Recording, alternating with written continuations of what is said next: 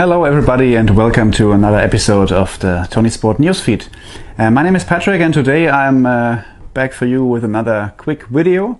I want to do a little tech tip for you as I just changed my cars from the outdoor to the indoor season. I changed the chassis from carbon to aluminum, and during the build of my car I thought it would be nice to maybe talk to you a little bit about the general setting of the droop in your touring car, and I just want to give you some basic tips what to keep in mind when you adjust the droop on your touring car.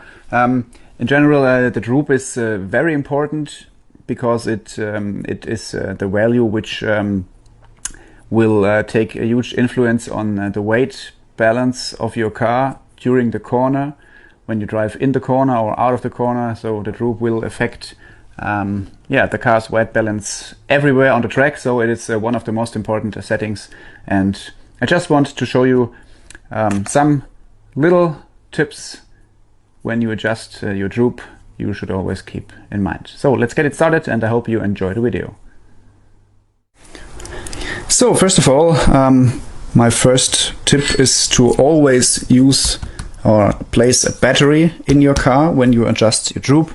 If you don't place a battery in your race car, you have completely different or wrong weight distribution here from the center line, from left to right, and your car will not sit perfectly on the droop blocks. So always think about it, don't forget it, place a battery in your race car. The next step you always have to remember before you check your droop is that you have to check that your car is not tweaked. Place it on a setup board and check if your chassis is absolutely flat on the board. If you're not sure, you can use your tools and just untighten your top deck and maybe check that everything in your car is straight. It's important for the top deck, the same the shock towers, the bearing caps, everything should be screwed on its place very correctly to make sure that you have a straight and flat car. After that, we are almost ready to go. You need some 10mm droop blocks and some kind of a droop gauge. You can use a classic one or the new one from MR33, which is in a circle design. Put your car on the blocks and make sure that it's absolutely smooth, straight and flat. Then you can start measuring your droop. We just take the rear left now. If you want to adjust the value, you have to check it here. I just want to have a 4.8 now, or 4.6. So now I have a little gap between the arm and the 4.6 mark. And when I slide the 4.8 under the arm, it's perfectly. So now my car has a droop of 4.8. When I want to change it to 4.6, I just can do it here on the arm. I adjust it a little bit until there is absolutely no play, no more room between the 4.6 and the arm. You can check it now. 4.4 has some arm movement, 4.6 will fit perfectly, and 4.8 will slide under the arm with a little resistance, and the arm will lift, as you can see. So now you know that you have a good set droop here of 4.6. I always set my droop with the shocks on the car because I run with my shocks as well.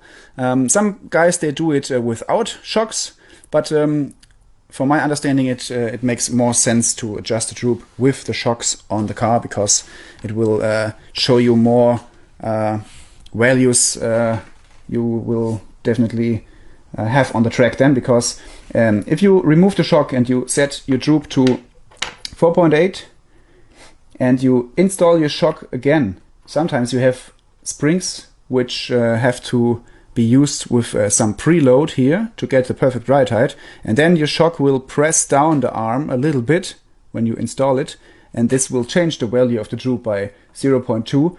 or 0.4, and you will run with a completely different droop than you think you have adjusted in the step before. So always do it with your shocks and you can be sure to have the right amount of droop. Here it's the same. I have a 4.8 droop now. I want to change it to 4.6 again on this side. I just release a little bit of the droop screw. Check it once again. There's a little bit of play.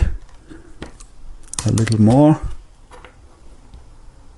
Yes, now you can feel that the droop gauge touches the arm a little bit.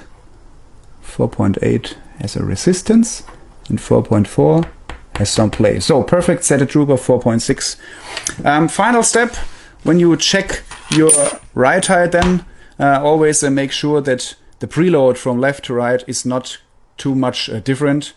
I always measure it with my caliper to make sure that the ride height is set in a correct way with as less difference in the spring preload as possible. If you have a difference between 0.1, 0.2 or maybe 0.3 millimeters here from left to right, it's not a problem, but if you have a bigger differences, then you should check your car and your measurements of the shocks and everything, because then something must be wrong. Yeah, that's all I have to say. These are some main basics to always keep in mind when you start adjusting your droop. You need a flat surface, a car without any tweak, and you have to do it with a correct gauge and with some time and patience, and then you will achieve amazing results with your droop settings. So guys, that's the video for today. I hope you enjoyed my tips and a little guidance here through the droop adjustings.